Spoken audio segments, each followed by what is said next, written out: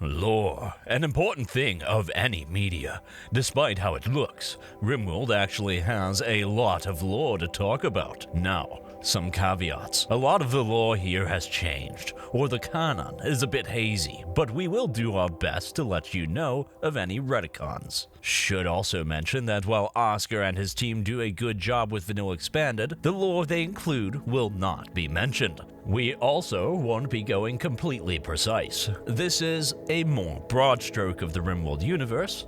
Now kick back, get some of that long pork jerky, and relax while I tell you the stories of Rimworld. So, starting off, the name of the game, Rimworld? What exactly is a Rimworld? Well, a Rimworld is a planet in the outer rim of the galaxy with no real centralized government or a high population. So, think of them as the Wild West town of planets. Plenty of travelers, but not a lot of people sticking around. The technology is usually around industrial due to the many people crash landing, merchants, and, of course, ancient cryosleep vaults waking up. For other planet types, you have the Dead Worlds. Contrary to their name, it's referring to planets with no human interaction. Planets that are fresh and unknown. What is a dead planet? Are glass worlds, sometimes referred to as marbled worlds. For one reason or another, high-intensity nuclear weapons destroyed any and all life on the planet, leaving it just a dead shell in the universe. Toxic worlds, meanwhile, are planets engulfed by so much pollution or chem and nuclear warfare, it's basically uninhabitable without certain technology. Animal worlds are planets that have life aside from humans. More than likely, something wiped out the human population, or the planet was seeded with life for one reason or another. Medieval worlds are planets whose whole government is around our agricultural area. So, knights and castles all around. Only, rather than growing out of it, these planets keep this tradition for millennia, similar to you players out there with your medieval runs. Steam worlds are similar to our planet's 19th century. So, steam-powered machinery, usually a short period before moving to a mid-world classification, but depending on culture and government, could last a long time. As for midworlds, it's classified as a planet that has mastered flight, but not cheap interplanetary travel. Earth, as of writing, is definitely a midworld. Herb worlds, meanwhile, are planets composed of cities that have grown so much. The whole planet is basically one big city. Think Coruscant or Nar Shaddaa from Star Wars, or the hive planets of 40K. These places tend to be insular, not trusting outsiders, and a very polluted and violent home. This outcome usually happens when population growth outpaces cultural and technological growth. I should mention this planet type does have the ability to make mechanoids, but also tends to go full cyberpunk with corporations running the show. Glitter worlds, meanwhile, are planets with extremely high technology. Think Star Trek level of tech with space travel, medicine, and food production. People from these planets tend to be carefree, with their desires tended to, never seeing war, unless they choose to join the Space Navy, and rarely have to lift a finger with that AI and robotics doing the heavy lifting. Certainly a paradise for some, but a dull existence for others. Why else would the rich explorer decide to leave their glitter world to try some camping? Now, Core Worlds is one of those things that has had their meaning changed. Originally, Core Worlds and Rimworlds were set in opposition, but now seem to have shifted the meaning to mean planets in the core region of somewhat unified planets. Like say how in our galaxy, we'd have our core 9 planets. Then anything beyond that would be a Rimworld, least in a simple term. It's likely referring to the core of planetary travel. Being in the core area means you are traveling through relatively safe regions with stable governments. Go beyond that, and you deal with pirates, mechs, and planets that might not help you if you need a new tank of space gas. Though, if you are lucky, or perhaps unlucky, you might find a transcended planet. Think of an entire planet becoming a full computer. No one really knows why this happens, but most scholars agree when a sovereign architect incorporates a planet, they turn it into a giant machine for whatever purposes. Just hope it's not like AM. Now that's a digital being that we can hate. Yes, hate it. Yeah. For the last planets, they are specialized planets used by other civilizations. Industrial worlds are planets designed for industry. Basically giant mining, smelting, and manufacturers all over the entire planet, using all of its resources. Indworlds refer to planets going into its industrial revolution, possibly moving into an industrial world or a midworld. Farming planets are planets devoted to crops. I would assume medieval worlds would be good choices for this, but some do use automated machinery, and mechs do autonomous agrarian work. Prison planets, they are very simple to understand. They are designed to house the galaxy's prisoners and malcontents of the worst order. Feudal worlds do exist, being multi-planet dynasty worlds that aren't related to Rimworld's empire. Trash and junk planets. Both places to throw out your garbage. Usually used by glitter worlds, it could be inferred that junk planets could be used for salvaging, with trash planets just for dumping non-recyclable things. Ice worlds are self-explanatory, rare planets. I'd assumed used to collect water for other planets. Dino worlds are planets like animal worlds, except with dinosaurs, either through evolution or genetic work. Mentioned species in the canon are the ankylosaurs, blue mammoths, and novoraptors. War worlds are planets in endless conflict for one reason or another. Possibly also a toxic planet due to use of chemical warfare. Who knows? Maybe the resources on the planet are being fought over. Maybe the planet is a pinch between two warring empires. Who knows? But we do know that this warring nation will never be at peace. On the topic of war worlds, I'm reminded of a war game I've been playing a bit lately. It's pretty good, and honestly, I find it relaxing, but maybe that's because I'm some kind of monster. The game is called World of Warships. It's a super cool free-to-play MMO, and I know this sounds like a sponsor spiel, and yes, we are sponsored, but I do play the game for real. It's a good game. Now let me tell you all the cool stuff, and please try the game because it's actually good. I mean, look at these graphics, and the atmosphere is great. It has over 800 authentically presented historical warships divided into 14 different nations, 5 different ship classes, destroyers, cruisers, battleships, aircraft carriers, and the recently added submarines, with each class offering a different gameplay experience. So like at least do one round, and if you want, ping me on Discord, we can do some matches together. It's a pretty tactical game, so teamwork will definitely be a way to go. World of Warships is free to play, like I said before, on both console and PC, and you can play with friends and teams. Now for new players, if you download the game at my link below, you'll have a special opportunity to get a free special welcome package worth €25. That comes with 500 doubloons, 2 million credits, an excellent tier 4 ship, 7 days of premium account, and 6 skilled commander point, which is more stuff than I have, so maybe find a way to share it with me. Now, I'll get back to the video. Thanks for listening to this segment, folks. This game is good, and I'm happy they offered to help us cover this week's video. Thanks, World of Warships, for the sponsor. Now back to that Rimworld lore. Mineral worlds are more likely planets used for mining operations. Oceanic planets also exist, though not a lot of data on them, probably because there's nowhere to land. Finally, plenty of planets that don't quite fit any category. It's a big place. Never know what you could find in the universe. Now that we got the planets, what about the technology?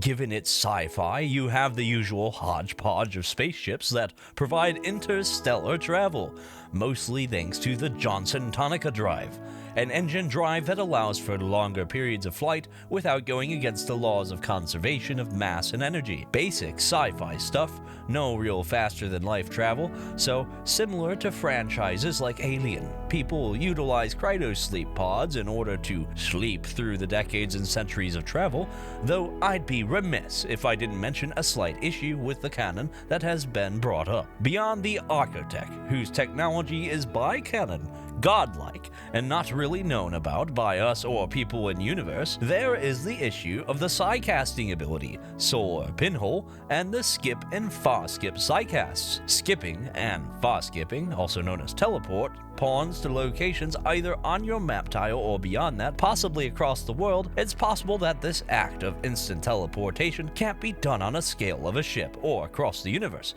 hence the need for less than faster than light travel, or this was a slight snag when the Empire DLC came after the game launch. Who knows? Same with Solar Pinhole, which does canonically skip material from a nearby star to your planet. Yeah, now that would break the non-FTL canon of the game. Not trying to nitpick, but I'm sure some people might call me out for not mentioning this slight break of canonicity. The wiki has a good rundown of the math needed to explain all this, and a better explanation of how it relates to, or breaks, the canon. From ships, there are other technologies in this universe, obviously. Mechanoids. You and I have dealt with them often enough to notice them. Both used for commercial use or military. These are a dime a dozen. On many planets, mostly glitter worlds of course, there are charged weaponry used by their military which use magnetically coated particles to release a shot and then cause a localized explosion on impact. These are usually wielded by space marines, cause every high sci-fi setting needs space marines. Don't need to explain what a space marine is. They are heavily armored military badasses who usually are on go juice to keep them functioning even in long-running campaigns. Since vibro knives are a canonical technology, it's possible to have vibroblades. Vibroblades being a term for a bladed weapon that vibrates so rapidly it's basically a saw on a molecular level. Before you ask, no, a monosword is not a vibro weapon.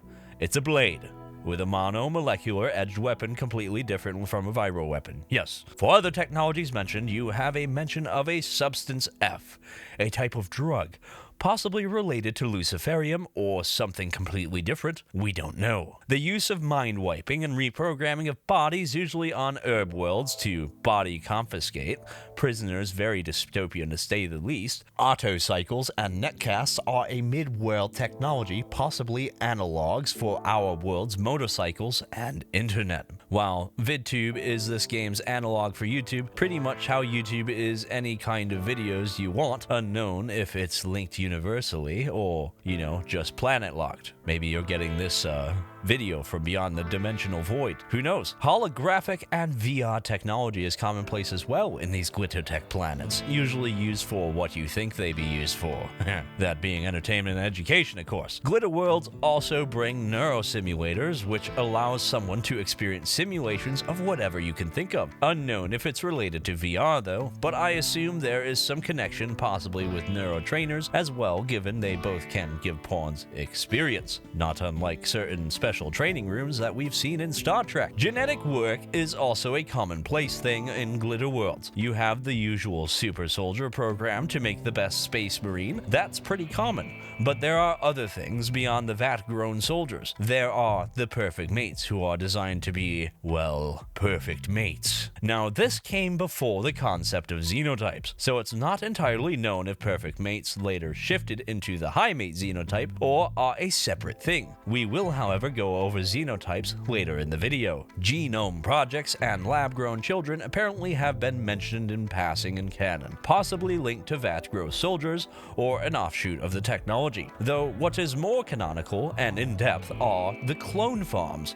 Clones constantly grown and raised in VR, simmed environments to be later harvested for their organs, workers, or even food. Gotta have that corpse starch somehow, I suppose. Apparently also space elevators and hive minds are also a technology on some worlds. Though not commonplace tech, they are standard sci-fi tropes in general. Along with 3D printers, though on a larger scale mentioned in shipyards, man, could you imagine that? Making an entire ship via a 3D printer. Be like one of those fast Lego building montages. Oh, and there is Glitterpedia, an obvious take on Wikipedia. Guess in the universe, kids can't use Glitterpedia for sources. Yeah. Yep, that's what they can use. Then there is some building materials like Eltex, a material used in clothing to help Psycasters. It's unknown what Eltex really is in base Rimworld due to our only source being Eltex robes and prestige gear. It's possible it could be either a unique metal that can be threaded and light or some kind of new element in the universe. Steel is also a common material used in the universe along with gold and uranium. So I'm going to assume that all other periodic elements are in this universe, just not really focused on gameplay wise. But what is plasteel? Well, plasteel is a common sci-fi term since 1942. Yes, that old. That refers to a metal with both qualities of plastic and steel. At the very least, we know this game's plasteel is stronger than normal steel, which does make it useful for shipmaking. Bionics are also commonplace in the universe, a common sci-fi trope of replacing one's body with better limbs. Straightforward stuff. Though synthread and hyperweave isn't as quite a common thing, synthread being a synthetic fiber that's light and strong. As for the methods to make it, it's unknown due to have no way for us to be on mods to actually make it, yeah. But it's possible to either be some kind of plastic or metal, who knows, or perhaps genetic work like using spider silks from another animal. It's a very interesting thing, but we just don't know anymore. Hyperweave, meanwhile, is only reserved for glitter world tech, using nanofibers to remain loose until impact, in which case they harden. Yes, nanomachines, son, it's some good stuff. Then for the super godlike tech, the manometric power cells for instinct come from Arcotech, creating limitless power in a small space. Obviously, breaking all known laws of thermodynamics and conservation of energy, this is also where AI tech and powerful psychic tech come into play. So to review, the tech eras are Neolithic, Basic, Prehistoric, and Tribal stuff. Medieval is self-explanatory, though it's possible to have early wind and hydropower if they had access to the technology one way or another. Industrial era, which we would be classified in, this refers to more modern conveniences and technology before the JT drive, allowing for proper space travel. And then spacer technology is the modern Rimworld person, being able to travel from planet to planet, access to decent high-tech gear and sciences. Ultra-tech is the higher class of technology eras. Glitter worlds are always on this level and is considered the peak of human potential in terms of science and technology. Finally, Architect, a mysterious theoretical era, only reserved for powerful machines, superintelligences. We can barely understand what they can do and how to do it. So yeah, a lot of technology to go over, and we haven't even talked about the xenotypes, since genetic engineering is an important factor in this universe. Xenotypes are from the Biotech DLC, and naturally, they have their own lore that's fit into this universe pretty well. Take the dirt moles, created due to the issues of creating underground colonies on planets, mostly for mining. After all, we as humans have to go out into the sunlight even if it's once per week. But dirts are designed to have skin able to adapt to artificial light, better mining instinct, and of course, no problem being underground for the rest of their lives. They of course spread out into the universe and usually can be found where there is an underground. Dirt mole's gonna dirt mole, no matter what, am I right? Genies, not to be confused with wish granters or heroes like Jinns, are the engineer race. Designed thousands of years ago by a now long disbanded space navy, these xenotypes are meant to be the smart engineers, created to be calm under pressure and able to learn how to operate more complex machinery. It's no wonder they can be seen in many civilized planets as engineers, lawyers, pilots, or anything else where having a big brain can help you. You won't, however, see them in the front line that often, since their bones are more fragile than graham crackers and their nerves are cranked up to 11, so don't expect them to be a good soldier. What are good soldiers? Are the hussars. Literal living weapons. They literally live off go juice and fighting. No one really knows who made the hussar, but it makes sense why they keep being engineered. They heal fast, hit hard, and don't mind living on the fringes of society to be used as a human weapon. Just don't expect to make friends with them due to their more unstable emotions and the occasional hussar stare. where their blood-red eyes just give a dead expression that makes any baseliner kinda just uncomfortable. On the polar opposite, the High Mate, a xenotype for being the perfect companion, able to psychically bond with others, and with their immense beauty, they live out their lives as consorts of the very rich and powerful. On some glitter worlds where the xenogeme is common, some people take a career path as a High Mate, though not without its problems, namely being unable to do manual labor or violence, even if their life depended on it, which is unfortunate. Then there are societal problems. A lot of people loathe High Mates for being unnatural humans who distract people from making natural families. There are also the uncanny valley problems of a genetically engineered human. Some planets outright ban High Mates for this reason. And no, not the cat ears, that's from Vanilla Expanded. Also in the lore is the so-called perfect mates, but beyond some entries, I think it's implied that perfect mates are vat-grown xenotypes as opposed to High Mates being a more natural xenotype. Impids are your devilish-looking xenotype. Born to be living out in the desert and other hot regions, they will be a problem for many out on the Rim. They aren't good at farming, have a genetic predisposition for sadness, and look like Devorians from Star Wars. Oh, Devoranians. Yes. They make their problems everyone else's problems, acting more as raiding tribes or working with pirates and other aggressive groups. In Rimworld, they are one of the few mono-xenotype groups you can encounter, those being the aptly named Savage Impid tribe. Also looking like a Star Wars character, this time Wookiees. The Yickens are big fuzzballs who, like Wookiees, you shouldn't make angry. Born from the ice moon of Yetk, I can't say any of these words, which was described as an ice moon prison. These walking carpets can psychically link to animals and feel more at ease without clothing.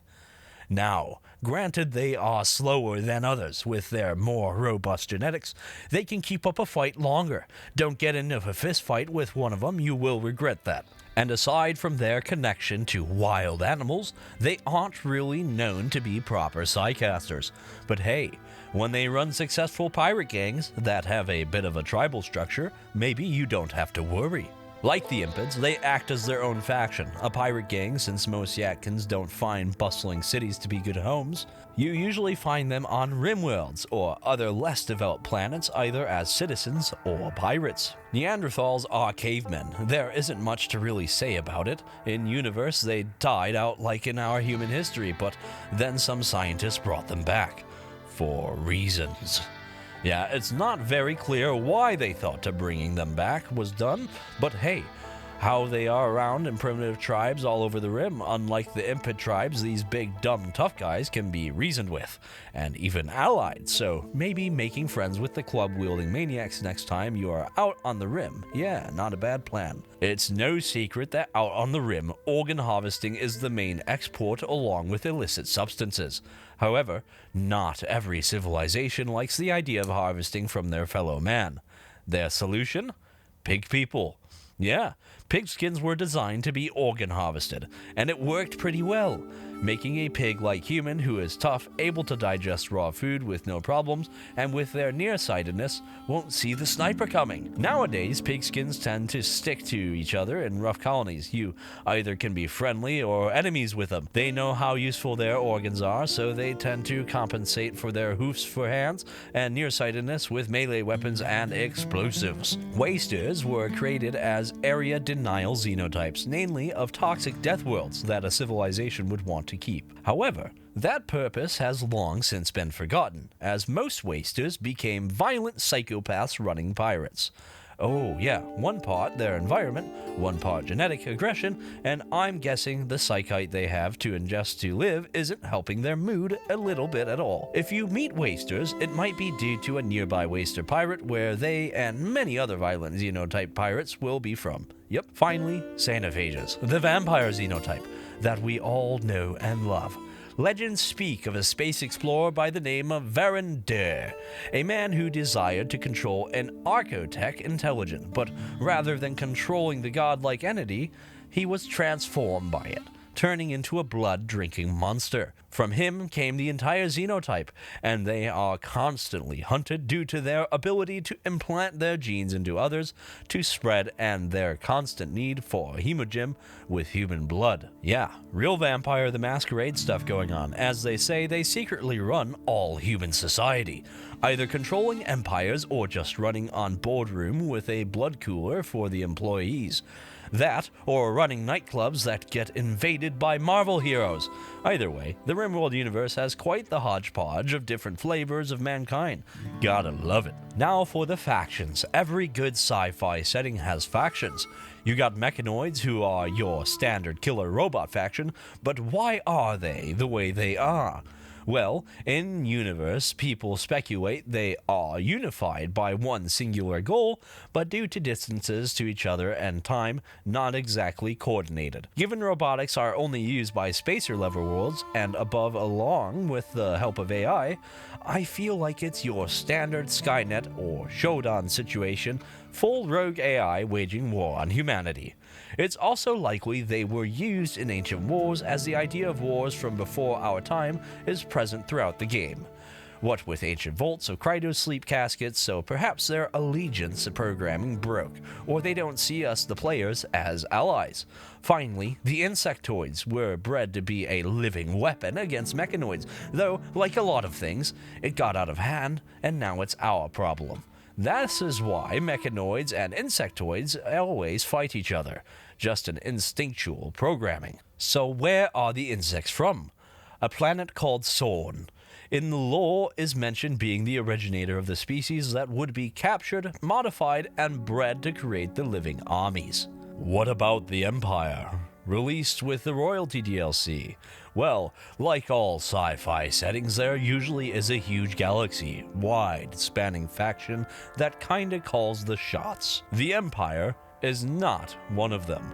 Yeah, much to my surprise, the Empire as we know it is actually a fractured piece of the large Empire, hailing from the planet Sophia Muda. The Empire of today can be called refugees of a great calamity that split them apart. What this calamity is? Well, it's kind of complicated. See, when royalty came out, the calamity was said to be an unknown enemy, possibly alien in origin, but with the release of Ideology came new lore that mentioned for some backgrounds of revolutionists. This could be a possible reason for the calamity, but revolutionists aren't exactly an unknown enemy. I like to think that both statements are canon. An unknown enemy broke the Empire, and before they could kind of regroup and rebuild, people revolted, and further broke the Empire apart to the shell of their former selves. Though, don't think that they aren't weak.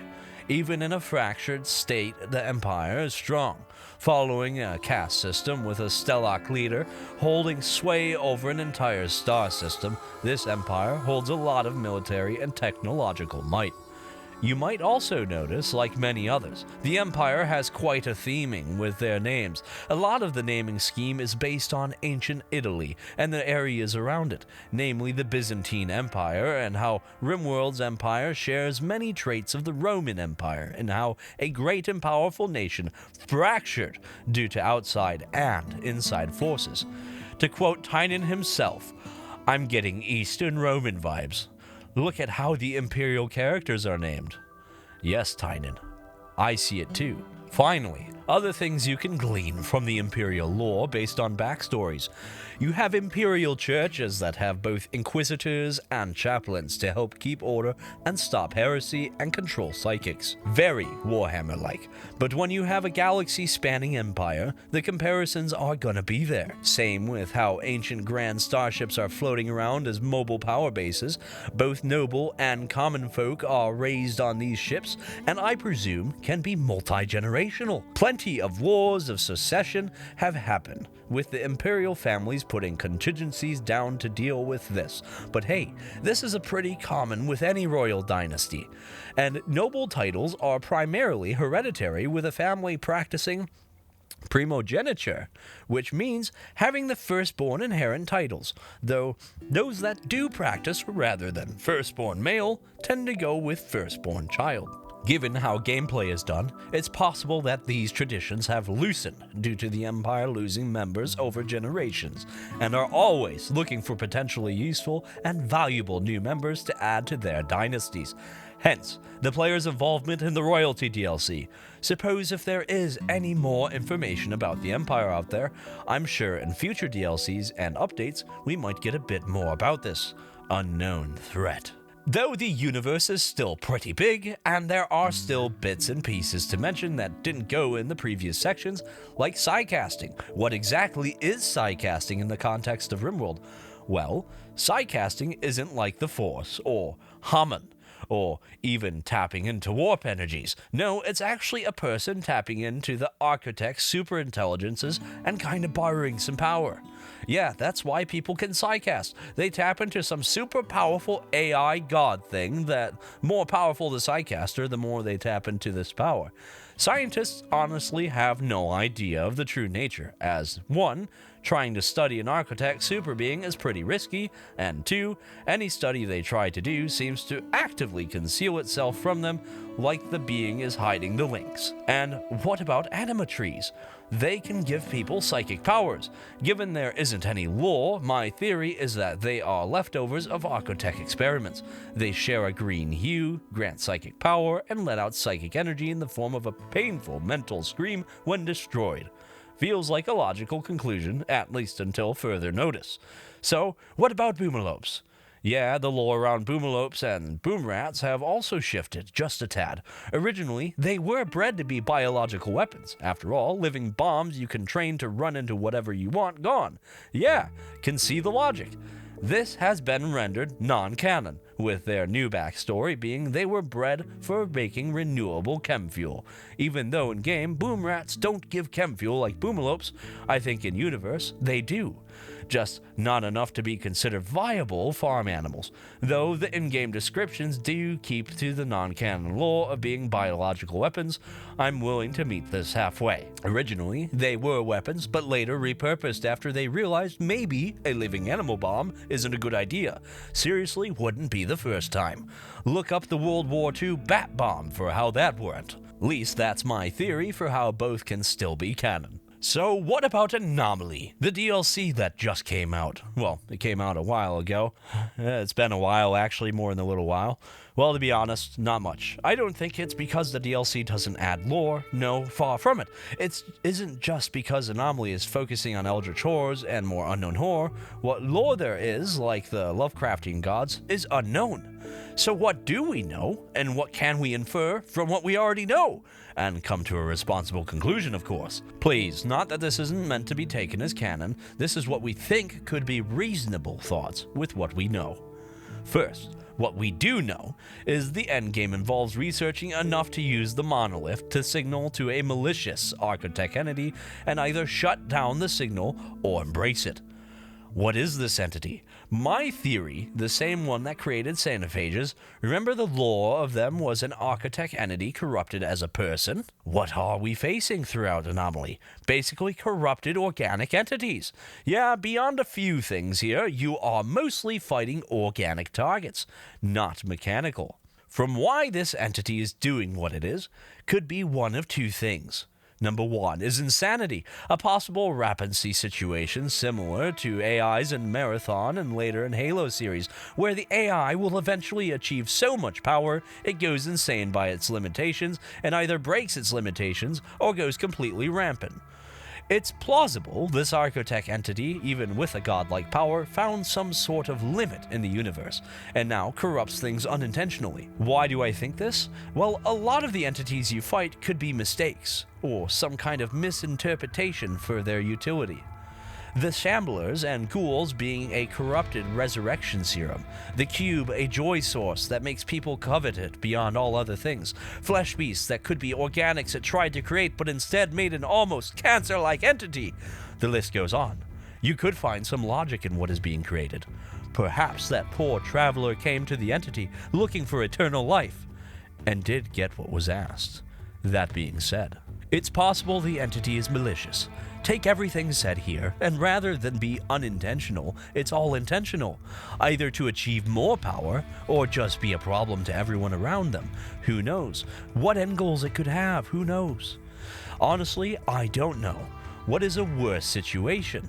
A malicious godlike being, or a godlike being who has no control over their power and hurts everyone around them? Though we do know a few things about this being, including its name.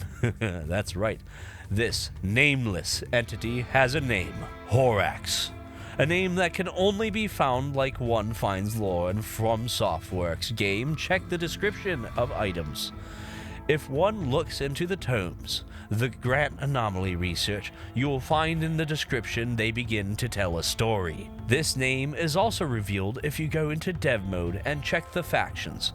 A hidden cult faction called the Servants of Horax is revealed. They are the ones who do a psychic siege attack. Now, the tomes have descriptions that give a slight description of what we are dealing with. How much truth comes from them, I suppose, is up to us to decide. One book tells the story of deep meditations, guided by a Hythrall from an Arcus cult. Another speaking of the collapse of any pawn's life under the psychic influence of something called Horax. Disturbingly, there is one that speaks of a tribe that was somehow transformed to serve the dark god of a bloody pleasure cult. I say disturbingly because this is a bit eerily similar to Warhammer's Slaanesh, a tribal myth of an ancient god of rage whose influence touches all people, and the heroes who sealed it away inside a tiny stone prison. Potentially an explanation for some ancient dangers. The book includes many illustrations attempting to depict something it refers to as the Black Ocean. This seems to be a metaphor for a psychic plane dominated by a horrifying but seductive psychic hyperintelligence, potentially referencing the location you teleport to in Anomaly's endgame. Another says it repeatedly alludes to a multi-plane nature of reality, the idea that there are more dimensions than the ones we see, so an object or entity could be right beside you, but outside your ability to perceive. With another adding on by saying it spends a long time attempting to describe a hyper-intelligent entity called Horax that exists in an adjacent plane to reality. One section describes the mechanics of dark psychic influence, wherein an entity on another plane can unintentionally influence the thoughts of human beings by synchronizing them to its emotional resonance. Once again, another adds, one section describes different Archutech hyperintelligences and the varying nature of their emotional and psychic emanations, where some are regarded as neutral or even benevolent, others are entities of pure rage. Another tome reads, throughout the narrative, the concept of parallel dimensions is recurrent, with the characters encountering entities that exist just beyond the veil of perception, coexisting in a reality that intersects with our own, but remains hidden from sight. With the additional insight saying, the book delves into a chilling exposition about Horax, a machine hyperintelligence that shifted itself through a hidden dimension into a place called the Void. From what I can understand, Horax is a powerful Archutech entity. Given the statement of the nature of the Archutech entities, one could infer this is a malevolent one, possibly of rage as suggested. This also implies there are countless other Archutech entities who have yet to be seen or named in the lore. This might also explain something else. If Horax is in another dimension, this one being called the Void, it's possible other entities are in their own dimension, but not as malicious. We don't know if it willingly went into this dimension or is trapped, but what we do know, even in another realm of time and space, its power is great enough to influence humanity throughout the game's universe. Again, everything I said before still applies. We don't know if Horax is malicious by intent or accident, but given what is written, I'm willing to believe fully aware of the situation, but what its goals is unknown. But that's the thing about Lovecraftian writing.